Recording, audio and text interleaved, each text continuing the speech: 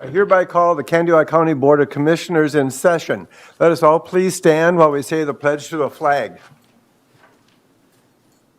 I pledge allegiance to the flag of the United States of America and to the republic for which it stands, one nation, under God, indivisible, with liberty and justice for all.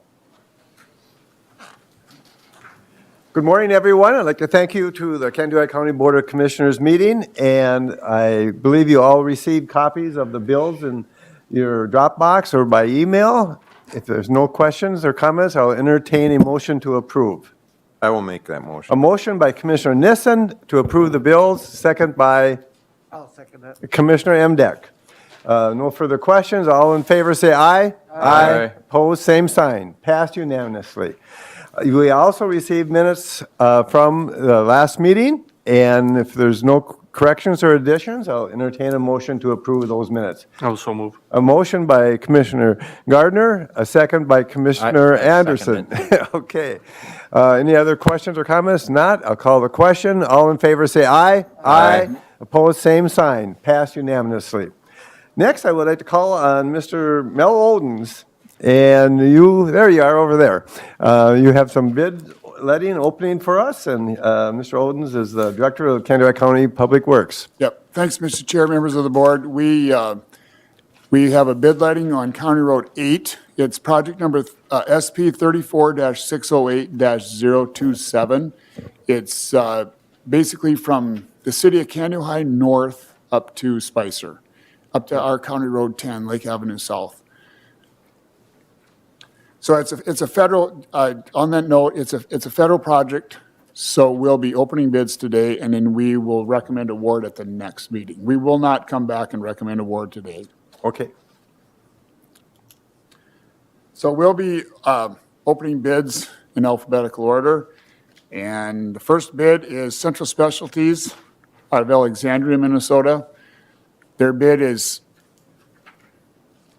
$1,171,952.88, 1171952.88.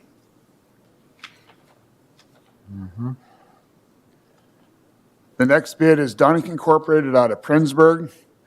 Their bid is $1,045,037.25, 1045037.25.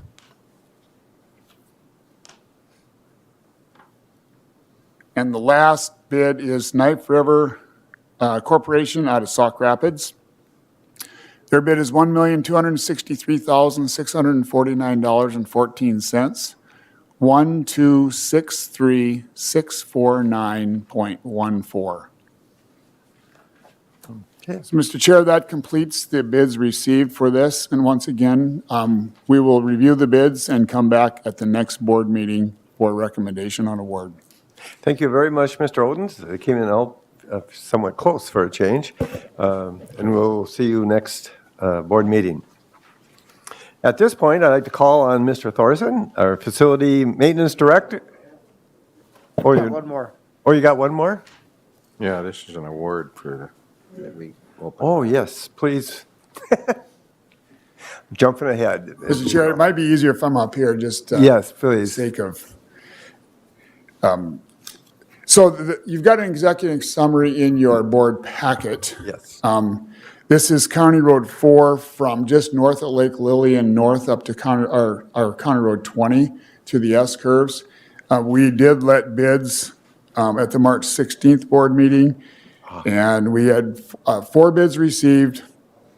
It's a little over 5 miles of work, and the recommendation is to award the bid to Minrath Construction Incorporated in the amount of $2,858,840.79. And just for the sake of comparison, it's 8.75% under our estimate. So that's a good thing. And just for the commissioners to note is what we do is we bring it up to gravel this year, and we dust control past the farm places and any other areas that are really bad, if you will. But then we'll pave it next year. Okay. So it's gravel over the winter, and that settles it out, settles all the culvert replacements out, gets rid of the little irregularities in the grade, and then we'll pave it next year. Oh. So, Well, thank you very much. Any questions or comments? And where's this Minrath out of? St. Cloud. say, yeah, yep. All right. Okay. Cold Spring, St. Cloud. There you go. And being under Yep. almost 9% is, Yeah, and just to back that up just a little bit, as a lot of you might know, we overprogram because if we get good bids, then we can, we budget so much for road and bridge work every year. And you like to use it, if you will, versus leaving it on the table. Yeah. So we overprogram and when we get good bids. And then on the flip side, we also have roads that if we have a bad winter or we don't get good bids, we have the ability to take, and it's usually in the overlay section, the bituminous contract, we can take a few miles out here and there to balance out. So this is good. This is good for us, and we can leave all the overlays in, and we can get all the work we wanted to get in done. well, very good planning. Commissioner Anderson, you had a question? Well, I was just going to make a motion if Oh. that's okay. Or, Yes. We need a motion Yep, by we need a Commissioner motion to Anderson. award. yeah, I'll make a motion that we accept the bid from Minrath Construction. And do I have a second? A second by Commissioner Nissen. Any further questions or discussion? If not, I'll call the question. All in favor, say aye. Aye. Opposed, same sign. Pass unanimously. Thank you very much, Mr. Oden. Now you are done. Now I can call in Mr. Thorson. Oh, let's see, where are we? And this is a day you've been kind of waiting for, I think. Oh, it is, it Yes. is. Good morning, Mr. Chair, members of the board. We did hold a public bid opening last week. There was quite a few in attendance. You should have received in your bid packets the bid tab. Very happy with the results.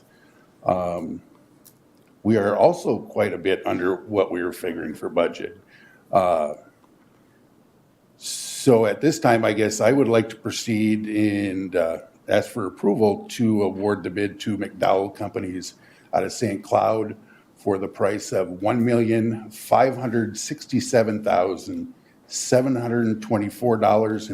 $1,567,724.83. This work will start in August this year and be completed by the end of November. And can you tell mine the different prices in the materials, please? Okay, for the difference in materials is, there's a set price for materials, but each bidder has to go through and figure out exactly how many materials they're gonna need. And if they did not figure enough materials, any extra materials that they need to complete the job, that falls on them and not on the county. Okay. Sounds like a good deal. I will make that. A motion by Commissioner Nissen to approve. Do I have a second? I'll second. A second by Commissioner Gardner. Any further questions or discussion? Other than, it looks like we had 4 bidders, and they were fairly local people. That's really good news. So, no more questions. I'll call for the vote. All in favor, say aye. Aye. Aye. Opposed, same sign. Pass unanimously. Well, thank you. All right. Thanks for all your hard work getting this to this point in time, and it's a big Really deal. appreciate the board moving forward on this. And it's like a 50-year warranty. Am I correct? It starts out with a 30-year warranty. 30? Okay, Where most of still your other big. roofs are 15. Okay. You can pay more money and get a 20-year warranty. Oh. This starts out with a 30-year warranty. They can come in like year 25, do a little work, and then they will add to that warranty to 40 that's where I years got that. with a roof probably lasting 50. There's the 50. All right, thank you very much for the update. Thank you, gentlemen. Okay. Okay, and the Prairie Woods Environmental Learning Center. There you are. Okay. Corey, Yes. good morning and welcome. Chairman Berg and Commissioners. My name is Corey Klebe, and I work at Prairie Woods Environmental Learning Center. I am the environmental ed and shooting sports coordinator, and now I'm part of the interim management team out there. Okay. Ms. wanted to comment, if you're comfortable, you can remove your mask when you're speaking. You don't have to, but just feel free to do it if you want. I'll leave it on since Okay. other people have them on too, Sure. just out of courtesy. Good idea. And if you can hear me, if not, I can. Yeah, we- Yeah. All right. So I am here. So again, work at Prairie Woods, and I am here because at the March 15th, 2021 Prairie Woods Governing Board meeting, it was motioned and approved unanimously to forward on to the county commissioners the request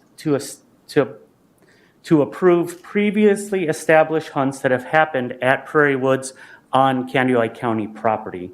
And those include a handicap accessible hunt called the Special Hunt that happens the second week of the regular firearm season. Midwest Outdoors Unlimited does a spring turkey hunt. They also do a bow deer hunt and a muzzle loader hunt. And then Pheasants Forever does a youth mentor hunt. And those are established hunts that have happened for at least 10 or if not more years at Prairie Woods. And we usually ask individually for them, but thought we would move forward with just kind of one ask. Commissioner Imdek. Mr. Chair, yeah, for the newer commissioners on the board, we used to, as Mr. Klebe said, we used to approve these each individually, and sometimes we simply got confused by, just like all the Zoom meetings we get invited for. So we asked last year, at Larry's direction, we asked that they put together the package of all the special hunts, and we approved them all in one motion. And so therefore, I'm going to move that we approve these hunts that Prairie Woods Environmental Learning Center sponsors. A motion by Commissioner Imdek and I a will second second that. by Commissioner Nissen. Any further questions or comments? Other than it's been very successful in the past. I would just add that I have received feedback from some people that have participated in those hunts, and they are very, very appreciative of the work you guys do and the organizations that sponsor them for that opportunity. One person was somebody who I actually knew when I was going to college in St. Cloud. I knew of him.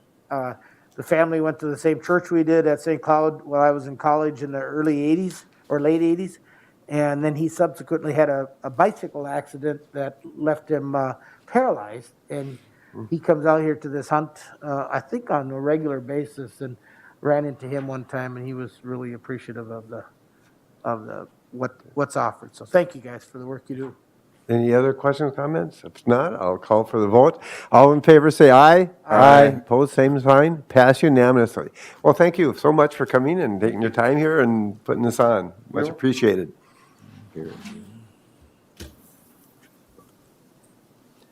We are really getting ahead of schedule here. Here he is. Can I call, Kathy, would you be prepared to jump up and move ahead on our agenda, please? And you are going to present some information concerning approval of liquor license. Ms. Kathy Peterson from the Auditor's Treasurer's Office. Okay, so I'm here to request approval of the liquor license. The first one is Atwater 8, doing business as Island Pine Golf Course. I'm requesting approval of the renewal of their 3-2 on sale and the renewal of their wine strong beer. The renewal fee is $100 for the 3-2 and $125 for the wine strong beer. My question is, can we take these all together, or do you have to do them separately? I'd prefer them separately. Okay, we certainly will. All right. For the record, all right, thank you. Any questions or comments? May I have a motion to approve? I'll make that. A motion by Commissioner Anderson, a second by, Since it's a golf course, I suppose I better. okay, yeah, of course, and a second by Commissioner Nissen. Any further questions about this license? If not, I'll call for the vote. All in favor, say aye. Aye. Passed. And opposed, same sign, passed unanimously. The second one is for Glacial Ridge Winery. I'm requesting approval of the renewal of their 3-2 on sale and the renewal of their wine strong beer on sale. The renewal is, again, $100 for the 3-2 and $125 for the wine strong beer. Okay. Do I have a motion by Commissioner Imdek, a second by Commissioner Gardner? Any further questions, comments? Not? I'll call for the vote. All in favor, say aye. Aye. Opposed, same sign. Passed unanimously. The third one is for, I'm going to butcher this name, but Padvaki LLC, doing business as Barney's. This is a new license for an off-sale full liquor license. The fee for this license is $950. Okay. Do I have a motion? I will make that. A motion by Commissioner Gardner and a second by Commissioner Nissen. Any further questions or comments? Just to clarify. Yes, Mr. please. Chair, this is the business that we took action on, was it last meeting, the meeting before? Yes. out of the, Two meetings ago? Yeah. That was the hearing, I think. Help me out. You had a public Out hearing on Eagle it. Lake? Yeah. Okay. And even though they're not ready, we're proceeding because, Well, the licenses runs from May 1st to April 30th. Okay. And this way, they're approved, and once they get the building up and running, then they don't have to come back, and they can just start serving after they've got all their state stuff done. and yeah, they have to have state approval and then, Well, They the state proceed. comes in and looks at the property. and does the final approval? Okay. All right. Okay, the fourth one is LT, Oh, we got to vote for it. oh, I'm sorry. Yep. Any other questions? If not, all in favor, say aye. Aye. Opposed, same sign. Pass unanimously. You're doing 100% so far. The fourth is LTE Investments LLC, doing business as Sunray Coffee Pot Cafe and Bean Counter. I'm requesting approval of the renewal of their 3-2 off-sale license. I'm also requesting approval of new licenses for the 3-2 on-sale and the wine strong beer in the restaurant. They have approval from Dolbery Township. The renewal is for 3-2 off-sale is $25. The fee for 3-2 on-sale is $100 and $125 for wine and strong beer. Okay. So what they're doing is they're going to have the 3-2 off-sale in the convenience store, and then they're also going to have, in the restaurant, they're going to be serving the wine and the strong beer. Okay. I'll make that. A motion by Commissioner Nissen. Do I have a second? I'll second A that. second by Commissioner Anderson. Any further questions or comments? If not, I'll call for the vote. All in favor, say aye. Aye. Opposed, same sign. Pass unanimously. The last one we have for today is for Taylor and Katie, Inc., doing business as Max on the Grill, which is formerly Little Crow Golf Club. I'm requesting approval of their county on-sale liquor license, including Sunday. Their fee for their license is $3,200. So move, Mr. Chair. Motion by Commissioner Emdek and a second by Commissioner Gardner. Any further questions or comments? If not, I'll call for the vote. All in favor, say aye. Aye. Opposed, same sign. Pass unanimously. And our last one is for Glacial Lake Ridge Hospitality, and I'll be bringing that one back at the next board meeting. Okay. They don't have all their work done yet. Okay, you bet. Thank you. Okay. Thank you very much. Yep.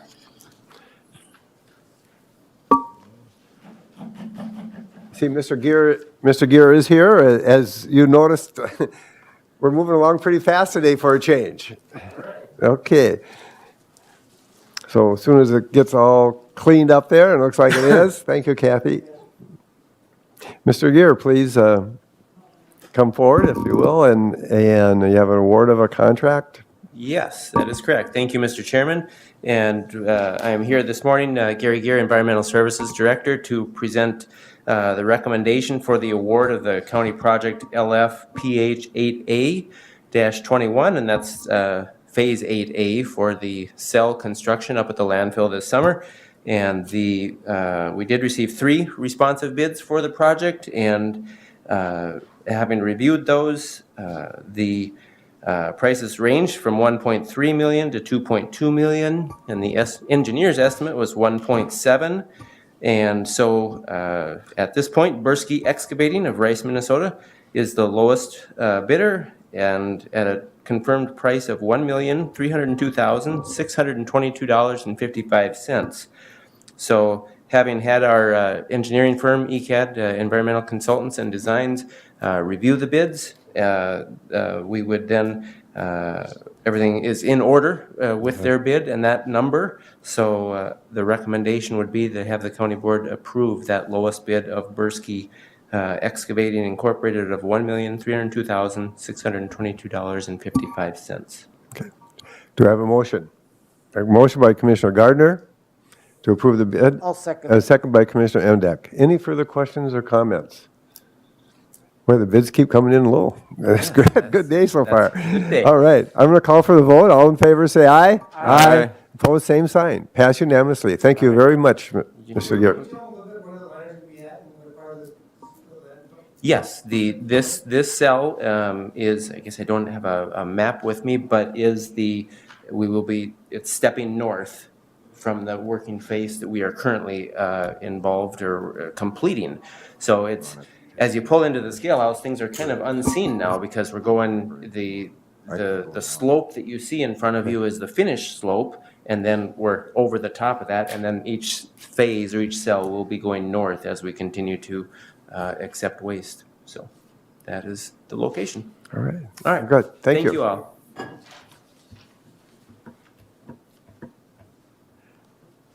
Next, we have up Commissioner Nissen, and you have Resolution 2021-21. Yes, and let me see if I can find that. There we go. Okay. This is a resolution to support the Chippewa River Watershed Project as we apply for a One Watershed, One Plan project grant. And we have been working recently with kind of a bare bones crew because we lost a manager and we hired another one, and now we're being a gal from Pope County's Soil and Water Conservation District is our go-to person. We pay her on a contract basis. Chippewa River is kind of near and dear to my heart. When I grew up by Cyrus, Minnesota, the Chippewa River runs right through the east side of the town there, which is not a very big town. And about 4 miles south of Cyrus, my dad's farm was within a mile of the Chippewa River. And about 5 miles south of that, when we went to see my grandpa, the Chippewa River ran right next to his little 40-acre farm. He was about 85 years old at the time, but he was still out there hoeing his corn, believe it or not. So I've lived near the Chippewa River. We used to be able to float inner tubes down the river there, and as kids. So the resolution is fairly straightforward, but I also included this in the packet, and there's some very good information in there, which is certainly I suppose I could read all 40 pages, but that That's might okay. annoy some people. We do have a little extra time, but probably not quite that Not much. that much. There's one particular section that you should take a look at. It's the Chippewa River Watershed Restoration and Protection Strategies. Starts on page 23. It's a prioritization exercise, which we have to do in order to get a One Watershed, One Plan, and it's been completed. And you'll see both in Chippewa County and in Candioi County, the biggest offenders is the Shakopee Creek watershed. Shakopee Creek itself is impaired, and it's impairing Norway Lake and Games Lake. So, and one of the things about One Watershed, One Plan is it will look at the most critical areas first and fund that. And funding is also a lot easier to come by through the One Watershed Plan than it is with the current grant writing and the best grant wins process, which Hawk Creek has got a very good grant writer. She was getting about a third of the grant every year. So that's what the resolution is for, and I will not read that either, but it basically allows us to go ahead and make application to do that. And are there any questions? I think most of this is interesting, but not critical to your decision. The critical part is, there's a little picture of the watershed,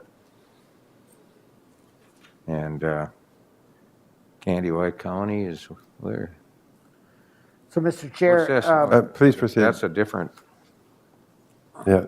so as I understand Commissioner it, Emdek, yes. that map is, yes, go ahead. Mr. Chair, Yes, please go ahead. as I understand it, the Hawk Creek basically is the watershed of Norway Lake. No, No. you're, Yeah. that's not, Chippewa River watershed, not a Hawk Creek watershed. Or Shakopee Creek, I'm sorry. Yeah. Shakopee Creek is the Norway Lake, Little Yep. Norway, Yep. Games, Yep. Lake Andrew And it, Basin. and it goes all the way down to, is it Montevideo? Where it enters the Minnesota River. And one of the biggest areas of impairment is the Shakopee Creek. So I think it's in our best interest and to be able to keep working on the clean water area that represents that group. So, It's fabulous. I think that we have these one watershed plans and we're moving along on all of them at different levels. So it's really good, and I'm glad to see that we have the resolution. And do we have a motion for resolution 2021? I will make the motion that we adopt the resolution 2021-21. Motion by Commissioner Nissen. Do I have a second? The chair will second it. Any further comments or discussion? Other than one thing I was wondering, it's too bad on YouTube that some of these things that we get in our Dropbox, they won't show up on YouTube at all, other than what you're doing right now, right? And that's, I don't know, you don't know? Okay. Anyways, good information, and, and for everybody's information who may be watching this as well, is that we do get this on our computers in our Dropbox and the more details. So we had a chance to look at these already. I'm going to call for the vote. All in favor of Resolution 2021-21, say aye. Aye. Opposed, same sign. Passed unanimously. Thank you, Commissioner Nissen, and your family story about Hawk Creek. It's interesting how all these creeks, I didn't pay much attention in my life before about watersheds and since being a commissioner, and it's very interesting. Thank you, Mr. Kleindahl. Mr. Chair, one point of clarification. So when we send out the board packets and stuff, it is on our website every Friday before, so they go on our website, they go. People can get it there. Thank you. They can see all the materials you have. Good point. Good point. Thank you for sharing that information. Okay. Next, we are up to the sheriff, Mr. Holt. And you have a resolution 2021-20. That is correct. So what we have here for this resolution, there was a grant agreement that has been put out by the Department of Public Safety, and it is a matching or some requirement on the sheriff's office side to execute this. So if you look at the dollar amount that they're looking at is $7,600, $75. Our matching requirement would be $1,500 in order to do this. So what it is, it's for the aggressive speeds that are being occurring. If you look at what's been happening during COVID, numbers are going down statistically for traffic violations, but our speeds we're seeing at record rates, higher than we've seen in the past on a regular basis. So that's why this grant was made available. Any questions as far as the grant itself? I have a question. Commissioner Emdek? What do they attribute that to? That boredom, or what is the reason why there's so much speeding since COVID took place? The only theory that we can think of is probably the less traffic on the roadway, open roadways. People are stepping it down and just flying. Some of them are extreme high speed. Yes, right. we're looking at. And I Just, understand $175 of that does go towards education stuff. the grant. If not, I'll call for the vote. All in favor, say aye. Aye. Opposed, same. That's great. If you I'll need both the contract and. take a break and you can sign that. I think that's 20 minutes to 11. More than 10.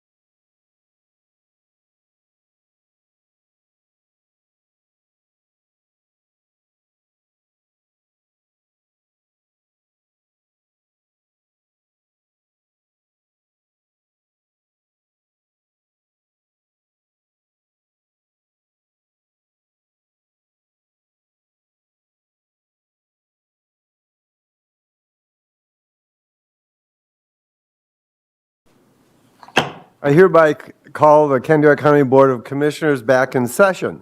Next on our agenda, we have a proposed amendment to the Candidac County Flex Spending Plan under the American Rescue Plan Act. And Connie Mort, can you please come forward? This sounds like a good deal for the employees. Good morning. Yes. I know that you've all heard a lot about the American Rescue Plan Act and how it's affected different parts of the county. This particular piece of legislation will also affect our flexible spending plan. There is a possibility to amend the plan to be of a better benefit to our employees. I'm going to introduce our benefits coordinator at this time, Lisa Weiss, and she will go over the information that was included in your board packet. Ms. Lees. Good morning. Good morning. Thank you, Connie. So what was included in your board packet was a proposal to amend our flex spending plan to allow for the increase in the 2021 dependent care assistance spending limit. The current limit is $5,000. That limit was set by Congress in 1986. It is not indexed to anything, so only an act of Congress can change that. This is the first time in many years that there's been an opportunity to increase that. The American Rescue Plan Act, which was signed into law on March 11th, does allow for an increase. The maximum amount that an employee could put into the plan would be $10,500. What we are requesting is that the board approve the amendment to the plan that would allow employees to choose to increase their dependent care assistance if they chose to, up to the $10,500. This would be retroactive to January 1st of 2021, as allowed by the American Rescue Plan Act. We are also asking that we set an enrollment period for this change from April 12th to May 11th of 2021 to allow employees to make a change to their existing elections or to make a new one if they so choose. And then we are asking that employees be allowed to make only one change to their dependent care assistance election without a qualifying event, which this would be. And those changes would be on a prospective basis. However, amounts that are already deferred would be available to be spent through December 31st of 2021. Any funds that wouldn't be used would be forfeited into the plan, and that is the same rules that are in place with the plan. Okay. And you need a motion to approve that. I have a question or two Okay, first. Sure, go ahead. perfect. Proceed. Tell me a little more about dependent care assistance. Okay. So through the flex plan, employees at open enrollment time, employees are allowed to make an election.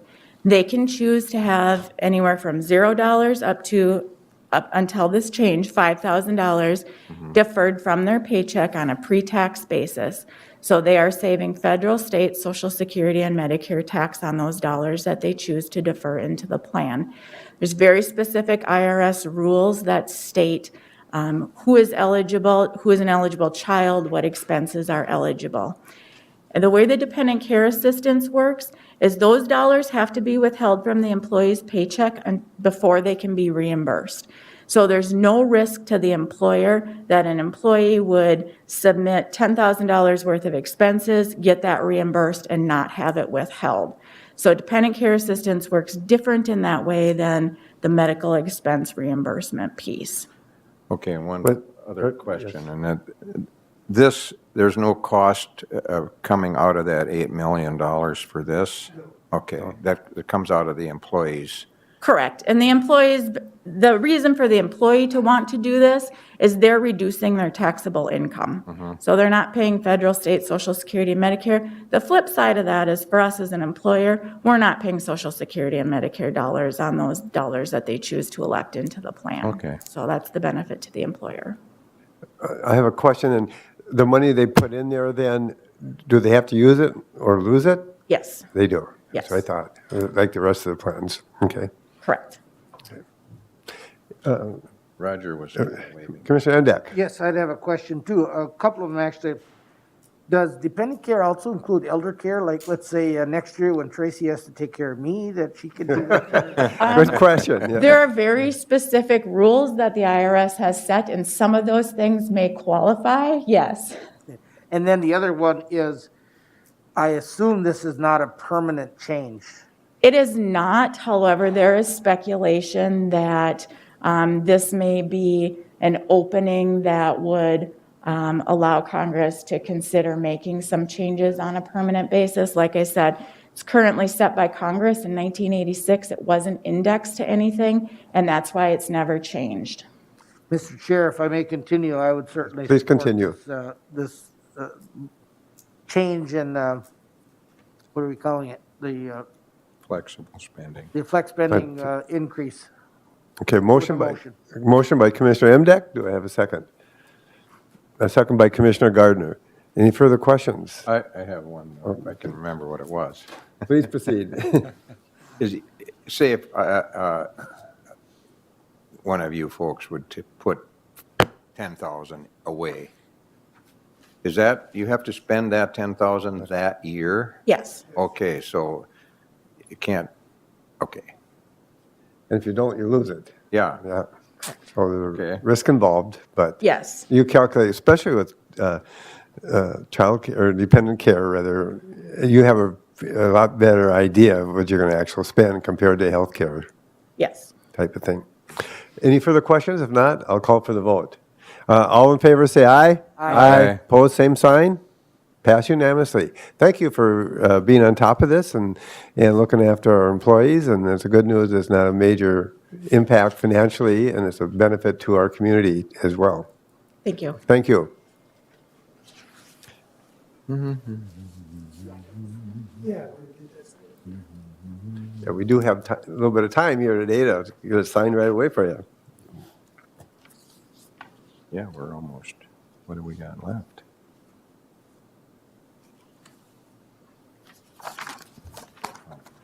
Thank you.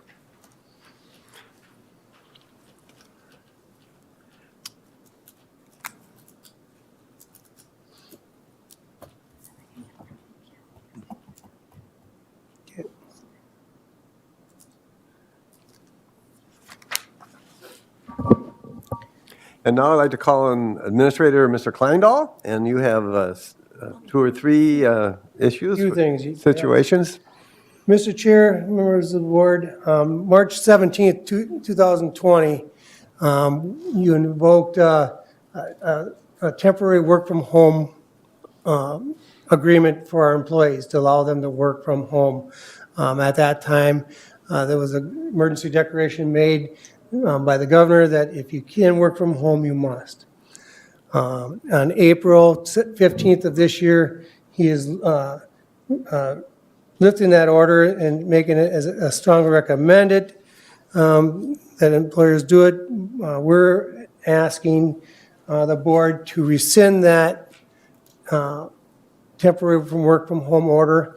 And I'll kind of tell you what I'm thinking of asking you to do.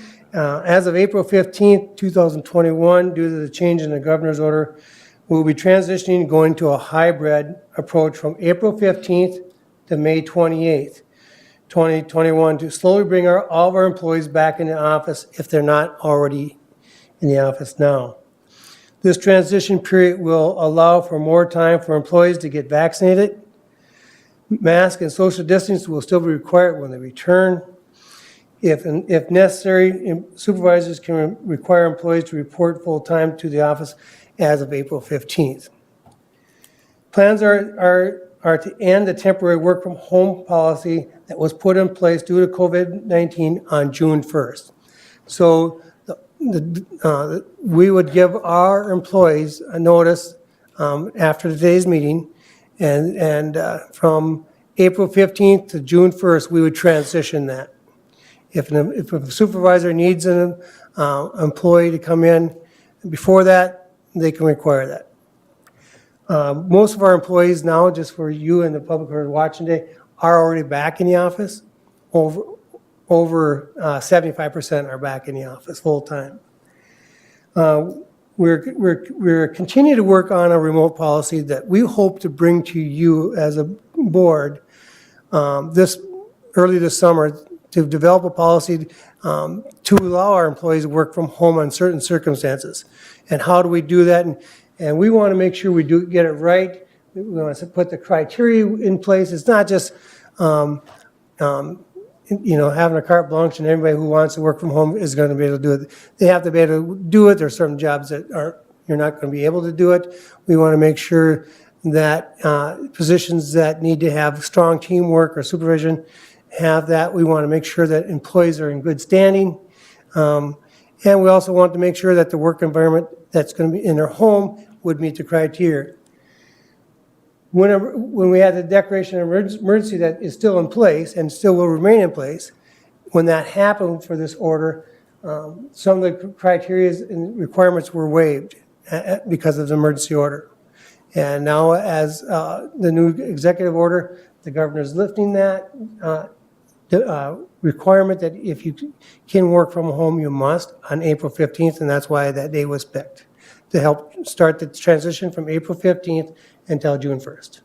So I would ask that you would rescind that policy, and we'll work on developing another remote policy to bring to the board. Mr. Kleindl, it's just real exciting to have this brought forward to us, that we're at this stage now with the virus that we are looking at going back to somewhat normal. Commissioner Emdek, you had a question or comment? I do have a question. First of all, comment about, I appreciate that we are working on a provision. I have received some feedback from not necessarily employees all the time about the ability of certain people to work from home. I know that it doesn't work for everybody. You already mentioned teamwork, and sometimes it's just personality. I can tell you I would be a poor work from home guy because I would go down a dozen rabbit holes by noon. But for those that do work, I think they could actually be more productive. And so the devil's going to be in the details of how we work that out and what's possible and what's not. But under the current rescinding of the work from home, we have a transition period from, what did you say, April 15th? April 15th to June June 1st. 1st. So it gives the employees plenty of time to work on a hybrid model, to get used to it, get childcare, stuff that they need to get in place. So what happens if somebody absolutely doesn't want to come back to the workplace? And, I mean, are they subject to dismissal or? Yes. Okay. This is the condition of their employment is to be in the office. And so if this is what the job is and you don't want to do it at this time until we get a policy in place, that's what it would be. And if we do get a policy, I want to make it very clear, not everybody's going to be able to work remotely. It's not a given. And so I want to make that very clear. We're going to try to work with our employees as much as possible. We agree there's certain situations that this can work very well. There's other circumstances it doesn't. And so I've directed our Connie Moore, our HR director, to work with other counties, look at their policies, what they've gone through, so we don't have to reinvent the wheel. But it has to work for Kansas County. And we'll put together a committee and we'll vet this thing to death. And then we'll bring it to you. And so by the time we bring it to you, we will try to anticipate everything that we can. I understand, there's some fear about this because some people who are currently able to work from home may not be able to do that. And I don't know which employee that is going to be. But I can say this situation occurred because of COVID-19. We're probably going to push the remote work from home policy sooner than I was ready. I was always hoping I would be retired and let the next person worry about it, but I won't. That's not going to happen. But all kidding aside, we do take it very seriously. We want to make this right. And the reason for this year timeline, you think about it, it's April 6th today. We'll give notice today. They're really going to have from April 7th until June 1st to be working this out. Yeah.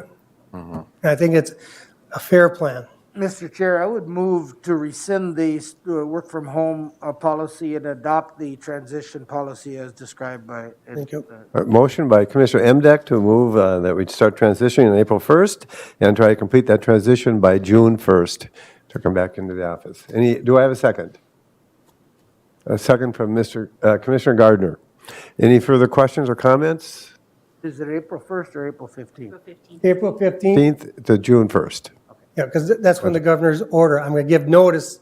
Okay, okay. All right. No further questions. I'll call for the vote. All in favor, say aye. Aye. Pose same sign. Pass unanimously. Thank Thank you. you. Next thing I have up is addendum number 17 for lease 11468. This is the Unit 15 on Midwest campus. As you know, we've been working on that sale. That sale did take place on April 1st. So now what we have to do is reconcile the expenses from January 1 to March 31st. So I have a lease here for that. To do that, as stated, we won't lose money when we reconcile, nor can we make money. They pay rent and we have to readjust. Just this morning, there's some differences in numbers.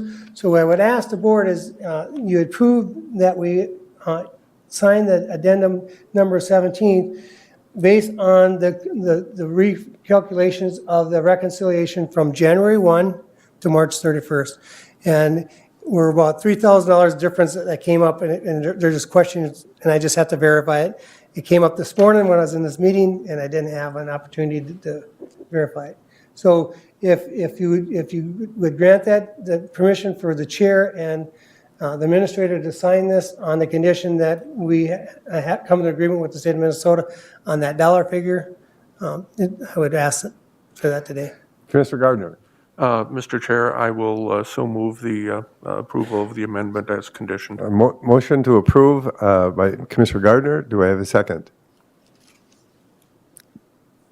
I'll second A it. second by Commissioner Anderson. Any further questions of Mr. Kleindall? If none, I'll call for the vote. All in favor, say aye. Aye. Pose same sign. Pass unanimously. Thank you. The next lease I have is with the state of Minnesota for the 8th Judicial District Courts.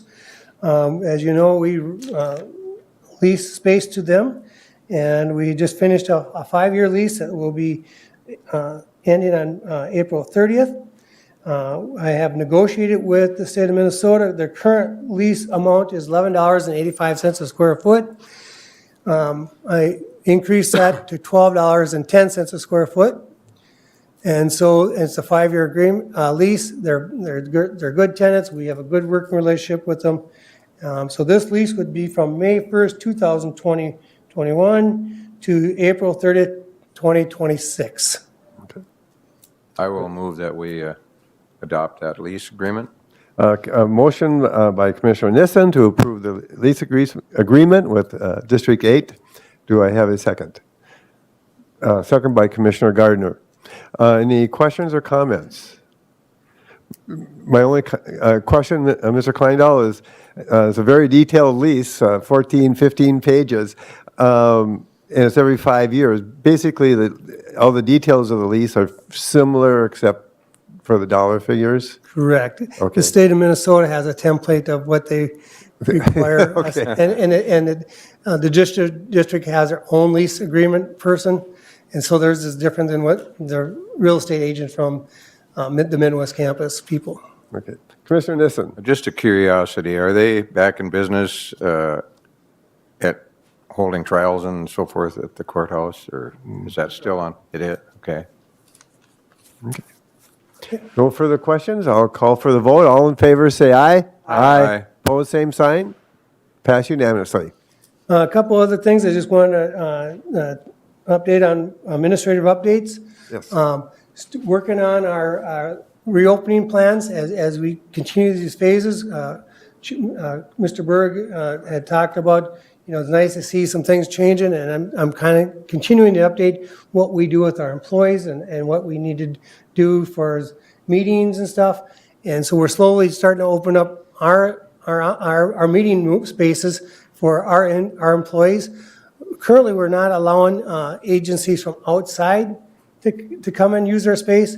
We'll revisit that again in May. Good. Again, we want to give people time to get vaccinated before we bring people in. Again, my first responsibility is the safety of the public and then as well as our employees. And so if you're in a meeting room and you're there for 3 hours, it's different than if you walk in a business and you're out in 15 minutes. Yeah. It's the length of time. But we'll be slowly transitioning in that route, to work on that and continue working on those plans. So, any questions about the reopening plans, or, I haven't. No, again, it's exciting that we're at this stage and we're looking at doing that now. And it's not just the way we do business, but from the economy point of view too. If we can have meetings here, regional meetings here, people come to our community and they buy gas here or go shopping or whatever. So there's many benefits to it, not only getting our business done. Yes. And so we currently, as you know, we've been doing business all along. Our downtown offices, we have people coming through. We have people coming through the buildings here all the time. We have never stopped, but we have learned a lot. Mm-hmm. We've learned a lot about how we can continue to use the drop boxes. We're going to continue to recommend people make appointments, make online appointments, try to schedule things.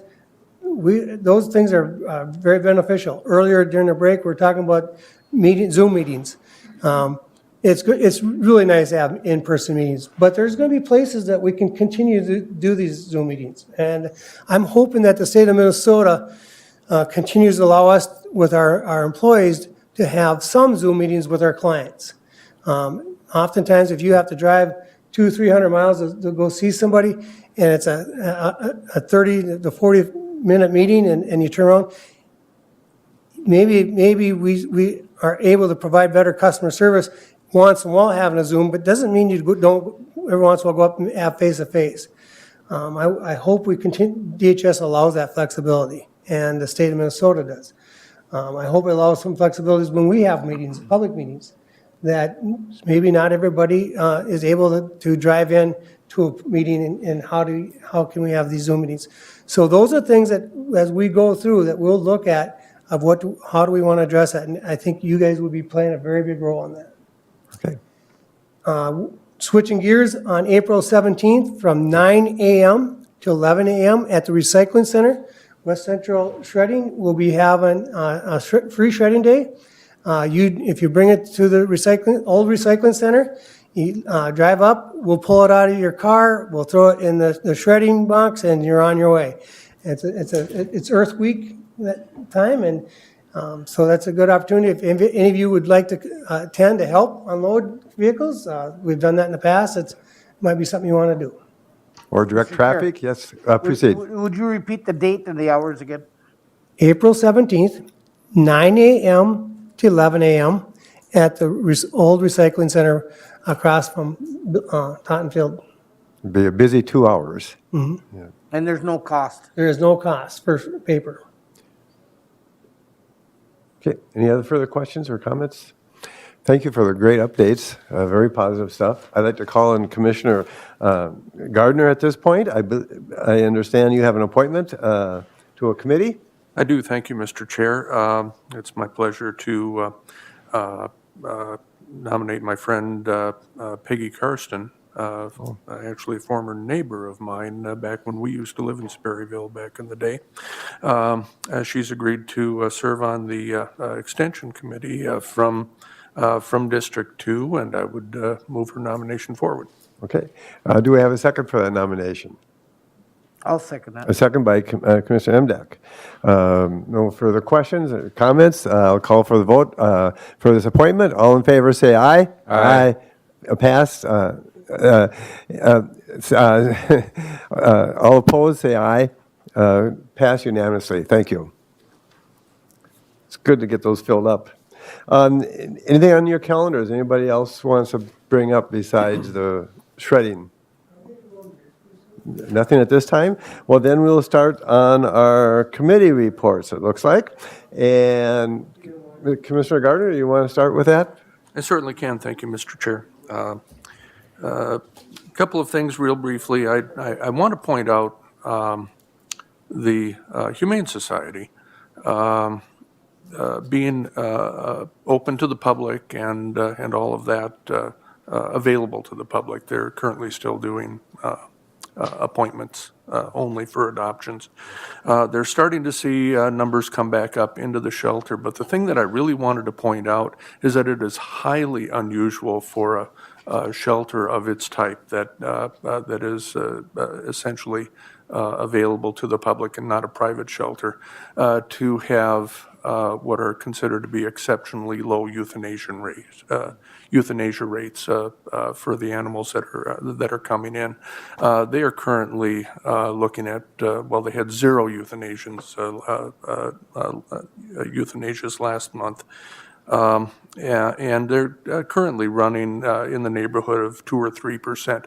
Absolutely unheard of in the sheltering world for shelters of its type. And I just want to point out the great work that Casey and her crew are doing out there at the animal shelter. They are available by appointment only right now for adoptions. But they're starting to see kitten season start up a little early this year with the nice weather. So, folks looking for a companion animal, and we know that there was a lot of us that added pets to our households over this past year and during the pandemic. Want to encourage people to, if they're thinking about that, stop out to the shelter and take a look at some of the animals that are available. One other item very briefly that I wanted to mention, the Tourism Committee from the CVB met yesterday, and we will start meeting in person starting next month. We're starting to see some items, some events being planned for, especially up in Rogers District, up in the New London area. And we're starting to see some more interest in people wanting to get out and enjoy what Minnesota has to offer and Candiota County has to offer during the spring, summer, and fall months. So we're looking forward to that continued reopening. That's all I have. Okay. All right. Commissioner Nissen. Yes. Well, let's see, I had a lot of meetings apparently the last 2-3 weeks, starting with Woodland Centers met on the 18th. Pretty routine, everything,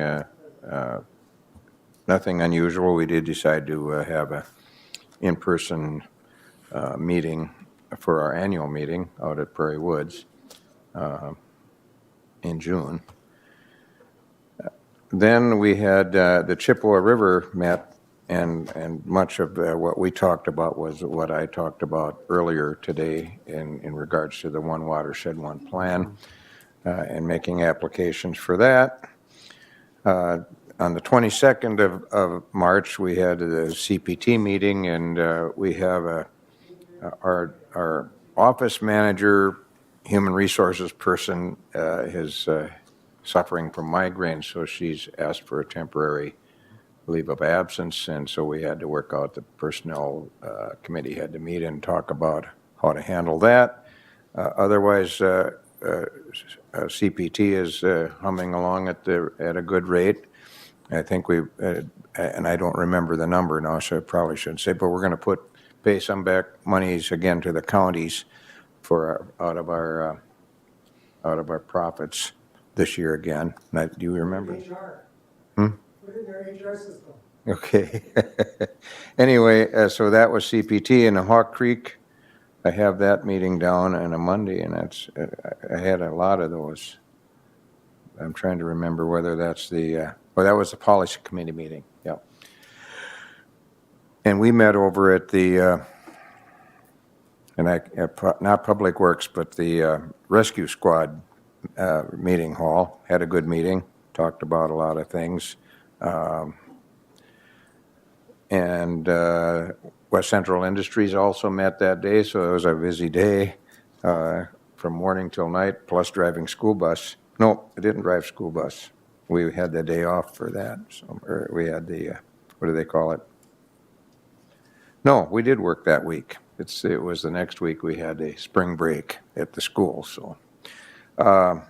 pretty routine at West Central Industries. They're getting back, getting people back in the system, trying to revive some of the programs. They are having difficulty with their lawn mowing group again because of the group homes don't want to let anybody out, and I can understandably, they don't want to bring anything back.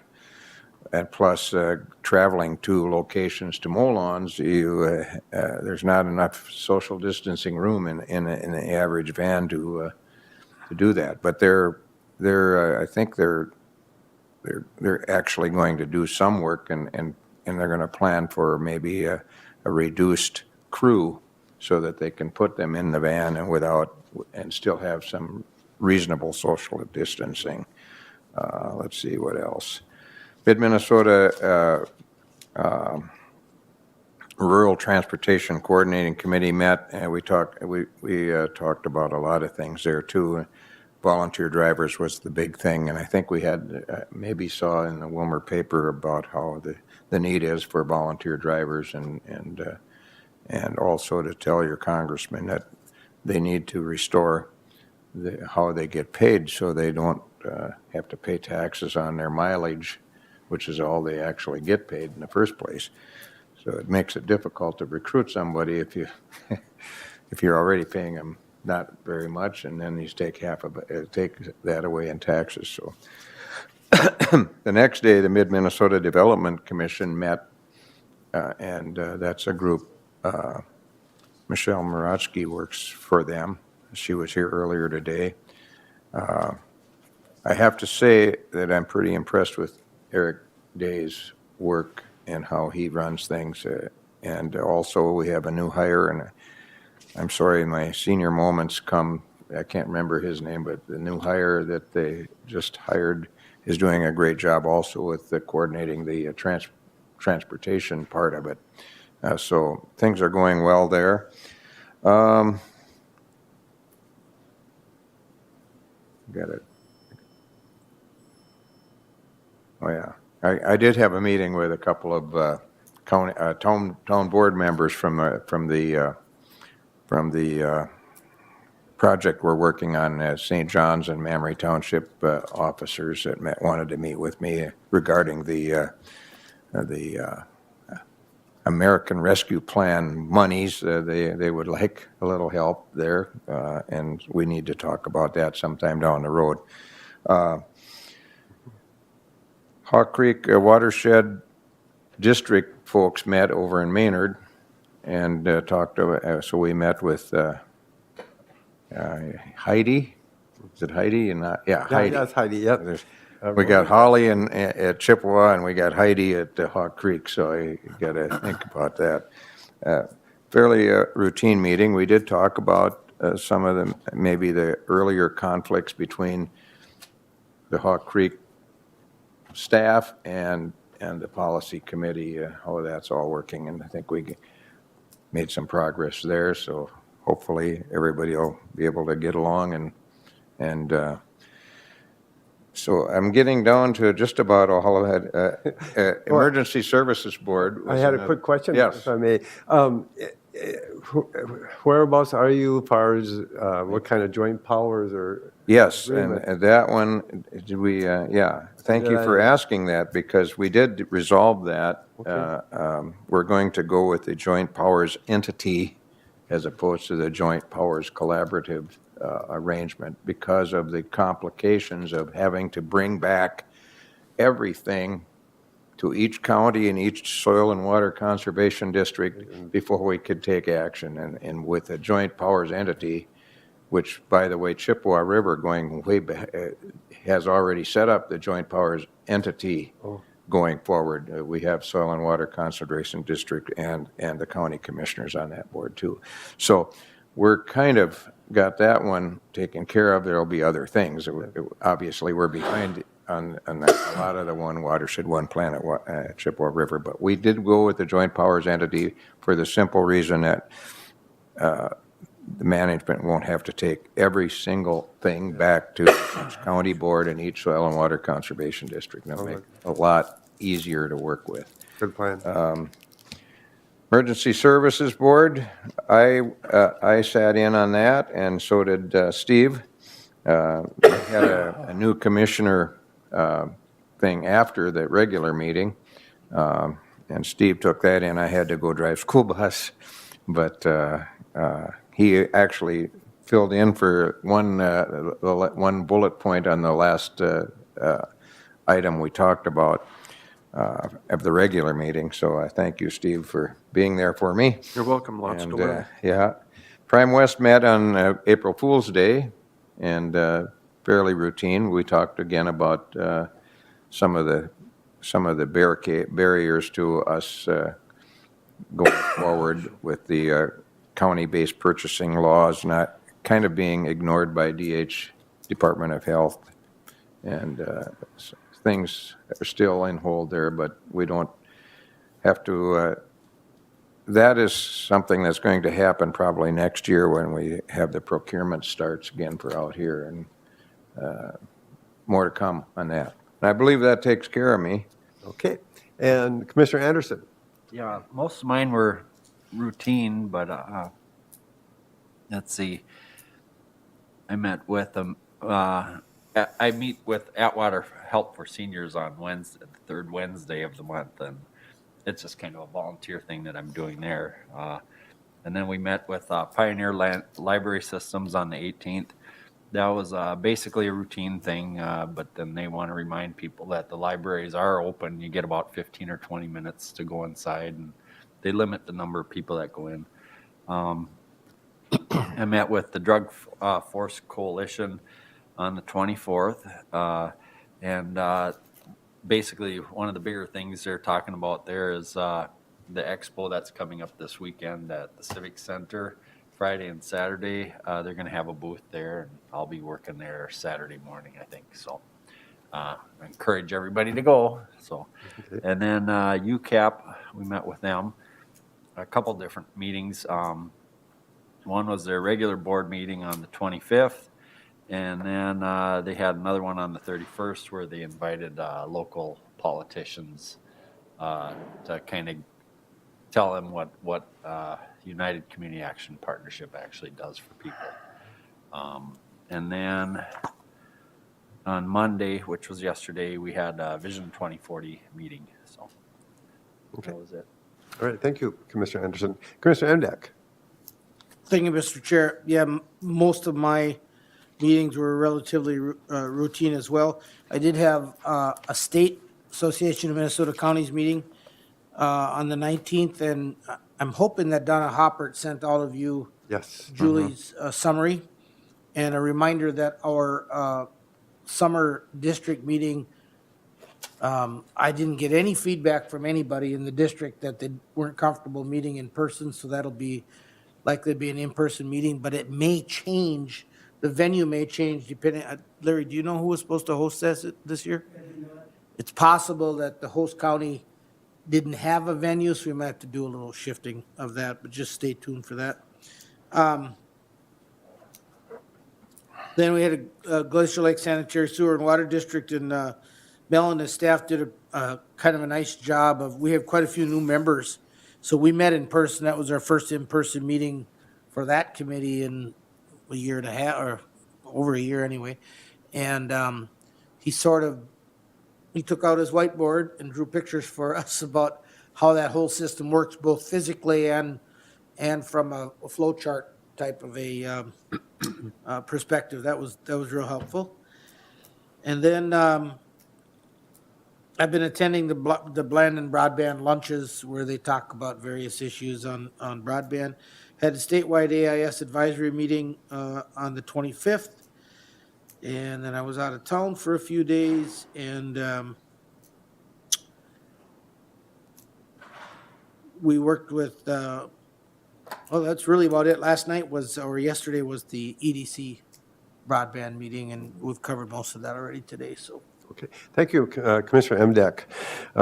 It was kind of actually nice. I call those twice a year. We have these 5-week months. You know, we didn't have a board meeting in 2 weeks. It was 3 weeks. So it was really nice to have that extra time. On the other hand, it's not always that much extra time, as you all know. I've seen you on other Zoom meetings or different meetings, not necessarily our committee meetings. So my committee meetings were pretty, nothing too much to comment about except for Prairie Lakes Youth Program.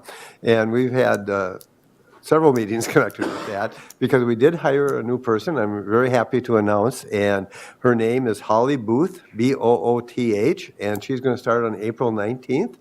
And she's currently working at Mille Lacs Academy and has some good experience there. She's working on her PhD, and we had some really good candidates to interview. We did the interviewing downstairs here in the big conference room, and that worked out great. We could really spread out to do in-person interviews for this position. And the board picked Holly, and we're excited to have her. She's got great people skills. She's a big picture person, is a real go-getter, I'm thinking. So we're real excited, and that's what we need, and we're looking forward to that. So we are still just finishing up on it. We got a Zoom meeting, I believe it's in a couple days, because we're still, all the contracts we have to approve and discuss changes and whatever. So, but we have hired her and we agreed upon it, and we just have to have one more meeting now to officially vote on the final financial agreement. Other than that, some other committee meetings, I'm trying to think what they are, but right offhand. Otherwise, I don't have anything else. Mr. Kleindahl, you have something else, so. Just a couple things. Jenny wants to remind everybody, as a public announcement, on Friday, April 9th, from 9 a.m. to noon, there'll be a vaccination clinic at the Rescue Squad building. You can start signing up on April 7th for those who are looking for to get vaccinated. And then the second thing is Mel and I would like to set a road and bridge meeting. Is wondering, our next board meeting is April 20th. Wondering if April 20th from 1 o'clock to 3 o'clock would work for us to meet. Probably could meet here Yeah. or there. Okay, let's know. If April 20th would work for you, Following our regular meeting. following, yep, 1 to 3. Okay. Yeah. Yeah, okay, You buy okay. lunch, Larry? Okay, let's set that, Mr. Chair. Can you have a motion to set that meeting? Yeah, you want a Also motion? Okay, a motion, motion by Commissioner Gardner to have the road bridges meeting, you said, on Here. the 20th at 1 to 3. I'll second that. And a second by Commissioner Anderson. Any further questions? If not, all in favor say aye. Aye. Opposed, same sign. Pass unanimously. That sounds really good. I did have one more thing to mention, was our Southern Prairie Community Care Committee. And that's the committee that I'm on that meets once a year, maybe twice. And it looks like this was going to be the last year, but no, because of Prime West and looking at moving, the dollars there and some of the services, that we are going to be having to have the committee again next year. But we did have a meeting in Redwood Falls, and we met in place, and with approximately 20 counties involved. It was pretty interesting meeting. People were anxious to meet in person, and it wasn't a real organized meeting, but everybody was just chatting, and it was just nice to socialize and see people in person. So there's nothing else that I have aware or any more comments. At this point, I hereby adjourn the Board of Candy County Commissioners.